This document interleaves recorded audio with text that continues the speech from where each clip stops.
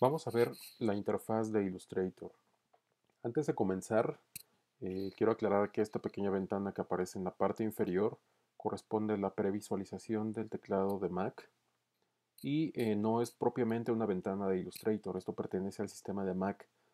El objetivo de que esta ventana aparezca aquí es que ustedes vayan viendo las secuencias de comandos que voy presionando en mi teclado y al mismo tiempo se van a resaltar en gris en esta ventanita. Por ejemplo, voy a presionar la tecla comando. Vemos cómo resalta en gris.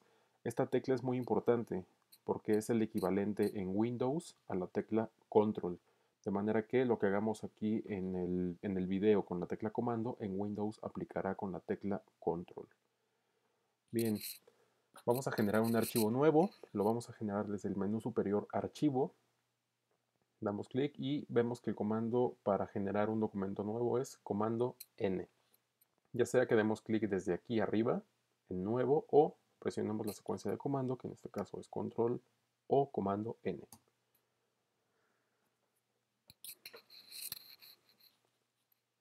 Presionamos. Ahora, lo que aparece es una ventana mediante la cual yo tengo que establecer ciertos parámetros para generar mi documento nuevo. En primer lugar voy a ver los documentos recientes, es decir, los que he venido trabajando en los últimos días. Después voy a ver la parte de guardado, en donde Illustrator almacena aquellos archivos que he guardado como plantilla. En este caso está vacío porque no tengo ninguno. Y después voy a la parte de los formatos. Es decir, si yo voy a trabajar una imagen cuya finalidad sea un dispositivo móvil como un iPhone o un iPad, tendré que escoger alguno de estos ajustes previos. Después tengo ajustes web, en cuyos formatos aparecen tamaños de página web. Es decir, las imágenes que yo trabaje, si las trabajo al 100% en todos estos formatos, pues tendrán el tamaño de la página web. Y eso depende totalmente del tipo de diseño que esté haciendo. Voy a la parte de imprimir. Y aquí es donde encuentro los tamaños de papel que habitualmente usamos. Papel carta, A4, legal, tabloide, etc. El siguiente rubro es película y video y aquí encuentro formatos para trabajar imágenes para video. Y el último es obra de arte e ilustración, es decir, tamaños de formatos para trabajar postales, pósters, entre otras cosas. En este caso vamos a dejarle en la opción imprimir. Seleccionamos el tamaño de papel carta y vemos del lado derecho que aparece en primer lugar el nombre del archivo. En este caso vamos a llamarlo simplemente prueba. Lo único que queremos aquí es conocer la interfaz y ver algunas herramientas. Es todo lo que vamos a ver en este video. En la parte de abajo vemos el tamaño en anchura y altura del documento. La unidad por default es milímetros. En mi caso lo voy a cambiar a centímetros. Me acomodo mucho mejor así. La orientación del documento es vertical. También puede ser horizontal. Y en cuanto a las mesas de trabajo vamos a dejar una nada más. Ahorita vamos a ver qué es la mesa de trabajo. Sangrado es una opción que vamos a dejar en cero por el momento y corresponde a un ajuste que nos permite al momento de imprimir nuestro documento y mandarlo a un proceso ya profesional de offset y corte, que al momento de cortar el papel, una vez impreso, este sangrado evita que durante el corte se generen filos blancos en los bordes de mi póster, de mi flyer o de lo que sea que haya mandado a imprimir.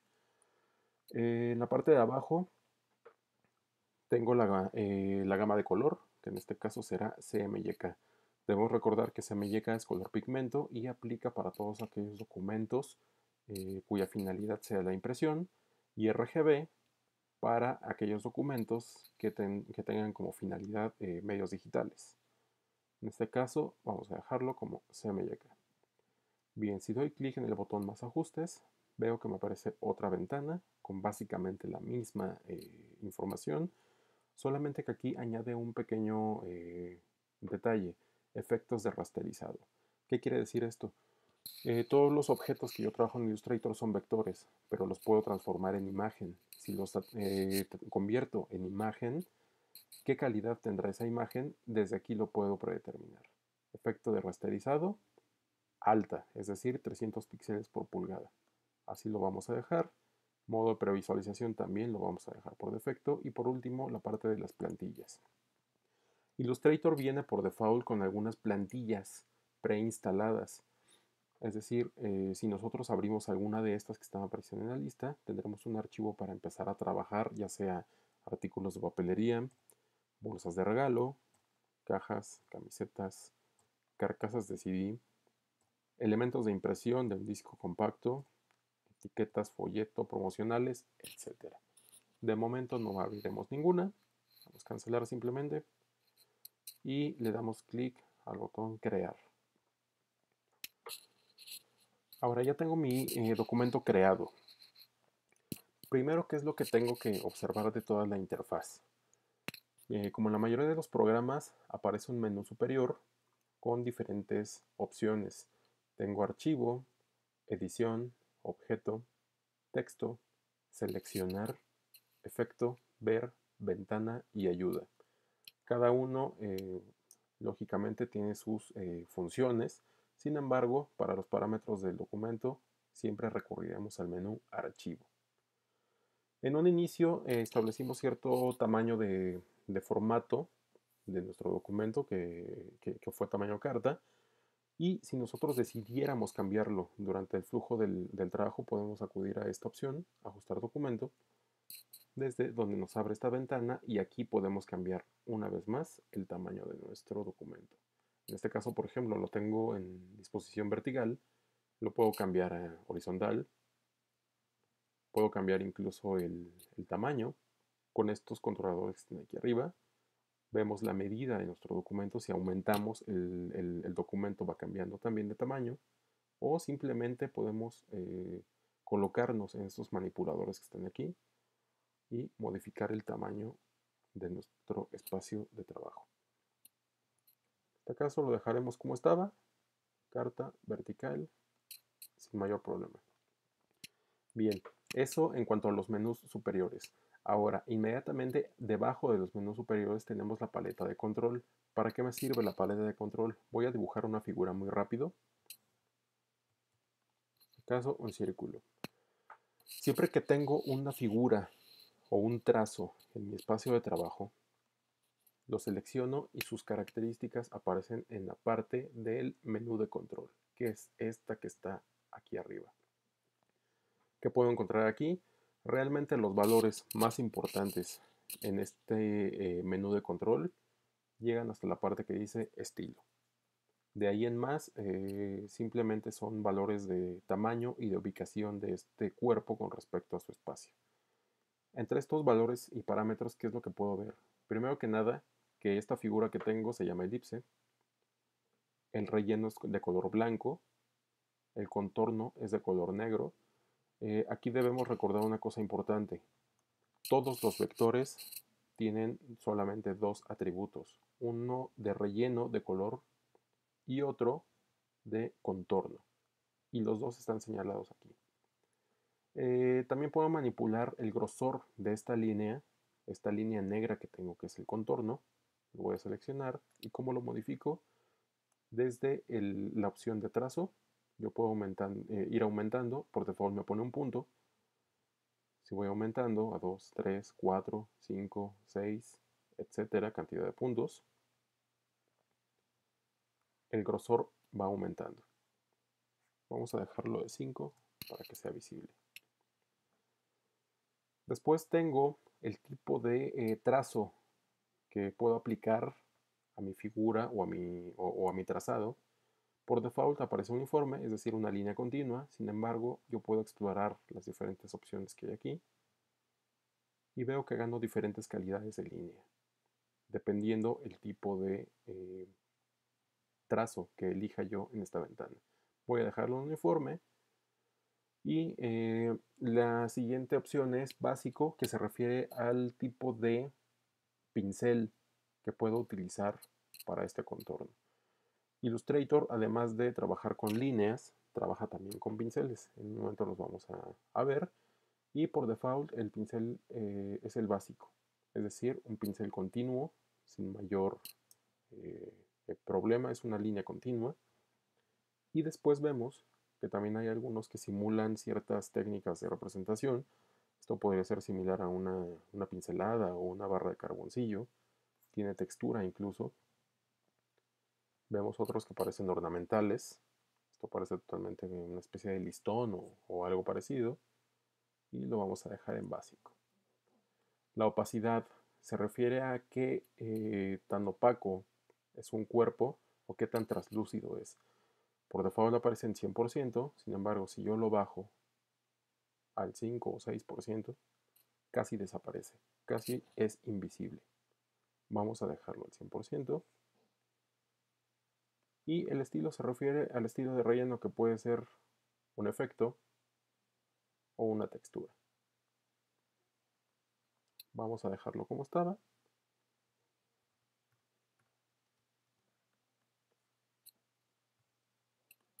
Ahí, así está originalmente.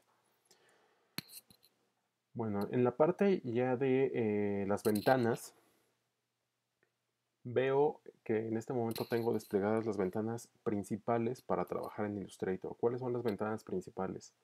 Carácter, con esto puedo manipular texto.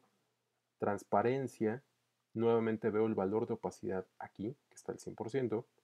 Degradado, y degradado trabaja siempre en combinación con la ventana de color.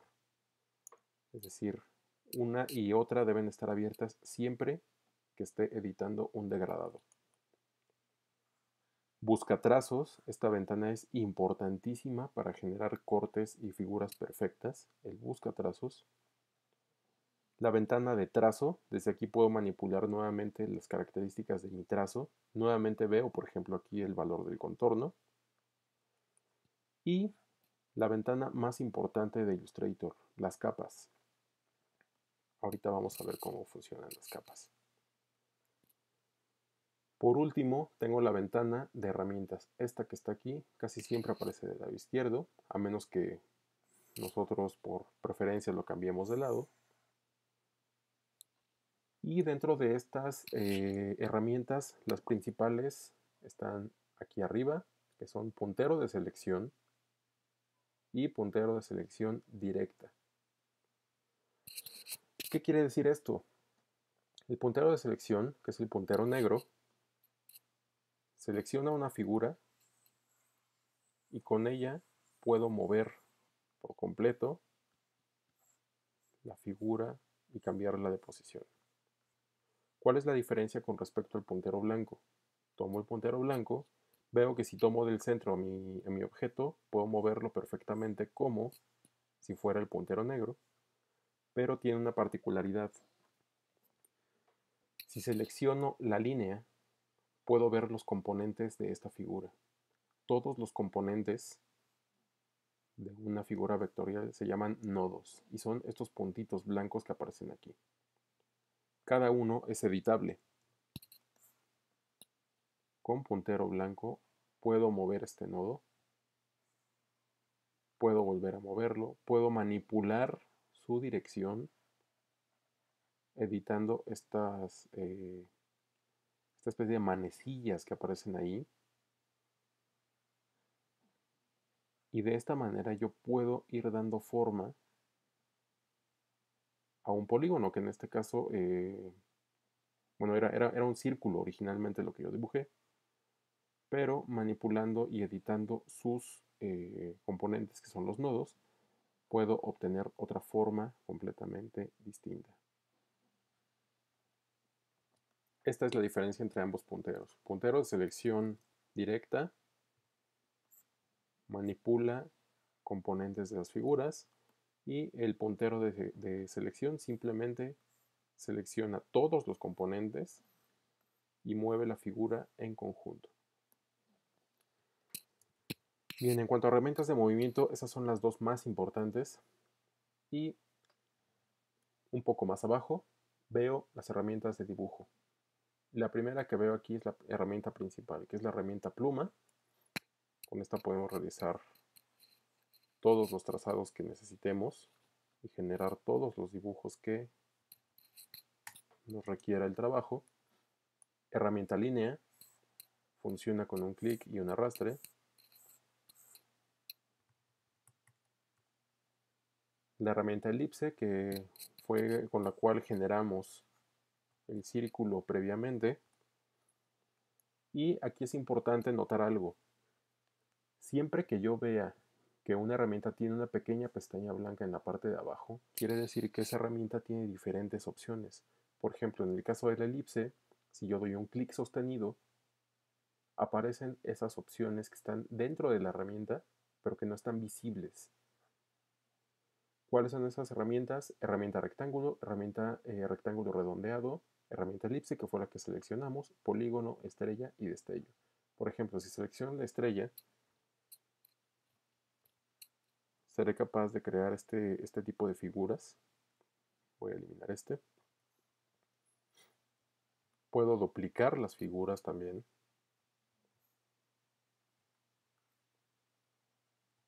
Y generar algo ahí más o menos sencillo. La siguiente herramienta que está junto a la herramienta elipse es la herramienta pincel. Con este pincel puedo hacer diferentes trazos. Recordemos que en la parte superior veo los parámetros de la herramienta o del objeto que tengo seleccionado y puedo editar el tipo de pincel que estoy generando. Debajo está la segunda herramienta de dibujo más importante después de la pluma, que es el lápiz. Y el lápiz es una herramienta de dibujo a mano alzada. En este caso, yo estoy utilizando una tableta digitalizadora Wacom. Por eso, para mí es muy sencillo realizar este tipo de trazos. Sin embargo, debemos tomar en cuenta que este tipo de trazos a mano alzada son muy difíciles de hacer con un mouse. Por eso que se recomienda siempre el uso de una tableta digitalizadora. Es mucho más sencillo trabajarlo de esa manera. Tengo una herramienta borrador, tengo una herramienta de rotación, tengo una herramienta de escala y debajo tengo herramientas que se llaman reformadoras, herramientas de color, entre otras. Al final tengo las herramientas de desplazamiento. La mano, con la cual puedo moverme a través de mi espacio de trabajo, y la lupa, que es la herramienta zoom, con la cual yo puedo acercarme o alejarme de mi dibujo para hacer cosas muy detalladas. En la parte de abajo voy a seleccionar el círculo y en la parte de abajo aparecen los parámetros de relleno y de contorno que tengo en mi figura. Voy a aumentar el grosor para que sea más visible. Tengo 7 puntos y veo que mi contorno es negro, aquí me lo está indicando, y el relleno es de color blanco. Es decir, toda esta información aparecerá en esas ventanas. Por último, ya para acabar con esta parte de la interfaz, es bueno revisar las opciones que aparecen aquí arriba para trabajar con diferentes espacios de trabajo. ¿Cómo es esto? Doy un clic en Dice personalizado y veo diferentes aspectos aquí. El primero es aspectos esenciales, automatización, diseño, impresión, pruebas, etc. ¿Qué quiere decir esto? Illustrator me sirve para diferente tipo de actividades de diseño. En este caso, si yo voy a realizar una pintura digital, y presiono aquí la opción pintura, observen lo que sucede con las ventanas. Todas las ventanas de Illustrator cambian, algunas se contrajeron y aparecieron otras que no teníamos activas. ¿Por qué es esto? Porque Illustrator considera que voy a requerir todas estas ventanas para realizar una pintura. Si voy a realizar un diseño web, por ejemplo, Illustrator despliega todas aquellas ventanas que considera necesarias para diseñar algún producto web. Si le pongo en tipografía, por ejemplo, los parámetros cambian nuevamente y así sucesivamente con cada uno de estos. Es posible personalizar cada espacio de trabajo. En este caso yo lo hice previamente y le llamé a mi estilo personalizado y solamente me despliega aquellas ventanas que yo constantemente utilizo y que son las más comunes en el uso de Illustrator. Bien, para finalizar vamos a guardar este documento. ¿Y cómo lo vamos a guardar? Voy a dar control o comando S. Voy a cancelar aquí y vamos al menú archivo. Desde aquí puedo guardar también. Guardar y aquí aparece su comando. Comando S. Comando S y me aparece esta ventana. ¿Dónde lo voy a guardar? En este caso lo voy a guardar en mi escritorio. ¿Y qué es lo primero que me dice? Guardar como y aparece el nombre de mi archivo. Previamente lo puse. Etiquetas no me interesa poner ninguna. Esto es una etiqueta de color del sistema de Mac. En la parte de abajo veo el formato de mi documento. Es decir, cómo lo voy a guardar. El archivo fuente de Illustrator es ahí. Así lo voy a guardar siempre, la mayoría de las veces. Después aparece el formato EPS. Este es un formato para diseño editorial. Este se utiliza mucho en diagramación de libros y revistas. Template de Illustrator. Estas son los templates que veíamos al principio, que eran como material publicitario, material para disco web, etcétera, las plantillas. Veo este que es importantísimo, que es Adobe PDF. Debemos recordar que el PDF es el archivo de impresión estándar universalmente. Y aparecen otros dos formatos finalmente que son SVG, SVG comprimido y SVG normal. Estos dos son archivos vectoriales que se utilizan en algunos diseños web.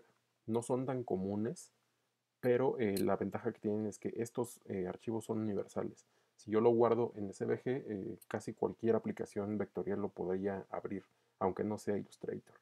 Por default lo voy a guardar así, como Illustrator ahí. Doy guardar y aparece esta otra ventana y me dice ¿en qué versión de Illustrator quieres guardar este documento? Esto es importantísimo. ¿Por qué? Por default, Illustrator me va a poner la versión última en la que estoy trabajando, que en mi caso es CC. Pero si yo sé que este archivo lo voy a trabajar posteriormente en un equipo mucho más antiguo, quizás me convenga guardarlo en una versión anterior o dos.